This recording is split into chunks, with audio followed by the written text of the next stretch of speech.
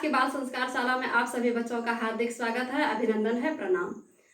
परमपिता परमात्मा का ध्यान करते हुए बोले, उस प्राण स्वरूप दुख नाशक सुख स्वरूप श्रेष्ठ तेजस्वी पाप नाशक देव स्वरूप परमात्मा को हम अपनी अंतरात्मा में धारण करें। वह परमात्मा हमारी बुद्धि को सच्चे मार्ग की ओर प्रेरित करे।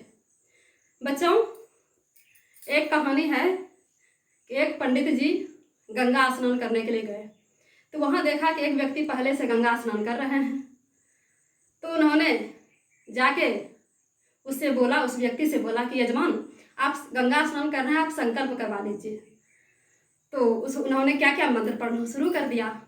तो यजमान सोचने लगे कि मैंने तो पंडित जी को बोला भी नहीं है कि आप मेरा संकल्प करवा दीजिए, तो फिर अपने आप काहे करवाने लगे। तो जब संकल्प हो गया तो पंडित जी बोले कि यजमान, संकल्प हो गया, अब आप दक्षिणा दीजिए।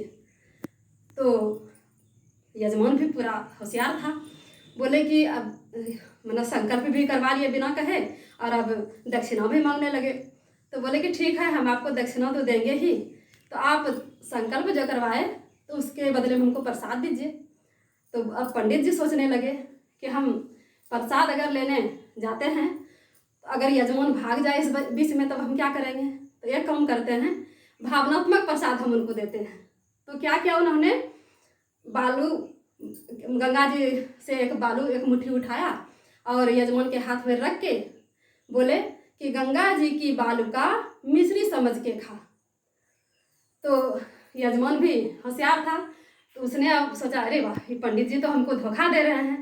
तो उन्होंने क्या किया, बगल में एक मेढकी कहता है मेढक को, मेढक पे उसका नज़र पड़ा। तो उन्होंने क्या किया, फटाफट मेढक को ऐसे उठाया और यजमान पंडित जी के हाथ में यजमान ऐसे रख के बोले, पंडित जी, गंगा जी की मेढकी गौवे समझ कर बांध है, मतलब गंगा जी का ये जो मेढक है इसको आप गाय समझ के अपने घर ले जाइए।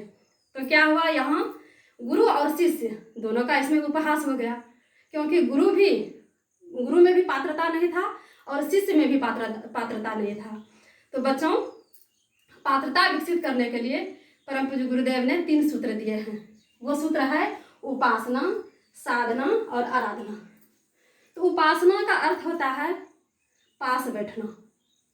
हम किसी के भी पास बैठ सकते हैं, उसका अर्थ है पास बैठना।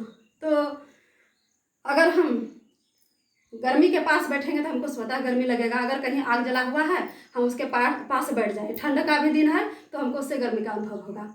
और अगर हम बर्फ के पहाड़ के पास चले जाएं तो हमको क्या होगा, वहाँ से ठंडी का अनुभव होगा। अगर हम सुगंध कहीं बिखेर रहा, चंदन का लकड़ी है, अगर हम उस जगह जाके खड़े हो गए तो हमको सुगंधी का सुगंध आएगा। इसलिए बच्चों, हमको क्या है कि उपासना के लिए हमको किसी देवी देवता के पास बैठना है। आप शंकर भगवान के पास बैठ सकते हैं, सरस्वती माता के पास बैठ सकते हैं, गायत्री माता के पास बैठ सकते हैं। तो उससे क्या होगा, उनका जो गुण है, उनका जो संस्कार है, उनका जो तेज है, वो मेरे अंदर स्वतः आने लगेगा। अगर वहाँ नहीं बैठ सकते हैं पूजा घर में, आप पे अगर छत है तो छत पे चढ़े जाइए और उगते हुए सूर्य, जिस समय कि सूर्योदय हो रहा है उस समय पलथी मार के बैठ जाइए और सूर्य का ध्यान कीजिए। तो उससे क्या होगा, सूर्य का जो तेज है, सूर्य का जो प्रकाश है वो आपके अंदर आने लगेगा। उससे आप क्या हो जाएंगे, आप तेजस्वी हो जाएंगे, आप ओजस्वी हो जाएंगे। आपके अंदर वो तेज दिखाई देगा कि हाँ, आप सब बालक से आप अलग हट के रहेंगे, क्योंकि आपके अंदर वो तेज है, क्योंकि आप उपासना कर रहे हैं। क्या कर रहे हैं, उपासना कर रहे हैं। उपासना से आपके अंदर स्वतः धीरे धीरे वो गुण आएगा, जिससे कि आप हर लड़के से आपका तेज अलग होगा, हर बच्चे से आपका बुद्धि अलग होगा। इससे क्या होगा, आप बाल संस्कार शाला का जो उद्देश्य है वो पूरा हो जाएगा। तो बच्चों, कल हम चर्चा करेंगे साधना के विषय में। साधना क्या होती है, उससे हमें क्या लाभ मिलेगा, उसके विषय में हम कल चर्चा करेंगे।